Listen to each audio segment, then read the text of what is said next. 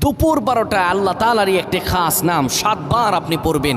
পড়ে আল্লাহ তাআলার কাছে দোয়া করবেন। আপনার যত প্রয়োজন আছে, যত মনের আশা আকাঙ্ক্ষা আছে, আল্লাহ সকল কিছু কবুল করে নেবেন। যখন দুপুর 12টা বেজে যায়, দোয়া কবুলের সময়, তখন আপনি সকল কাজগুলো তখন বন্ধ করে একটু যায় নামাজ বিছিয়ে পবিত্র হয়ে ঘরের একটা কোনায় কিংবা আশপাশে যদি মসজিদ থাকে মসজিদে চলে যান।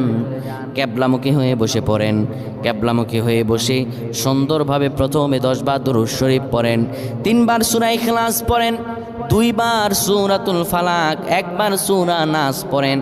এরপরে আপনি আল্লাহ তাআলার এই খাস নামটা ধরে পড়েন, আর রহমান আর রহমান আর রহমান 7 বার পরে এরপরে আবার দুরূদ পড়ে দোয়া করেন। আল্লাহ তাআলার কাছে চাইতে দেরি হবে, কিন্তু আমার রব আল্লাহ আপনার দোয়া কবুল করতে দেরি করবেন না।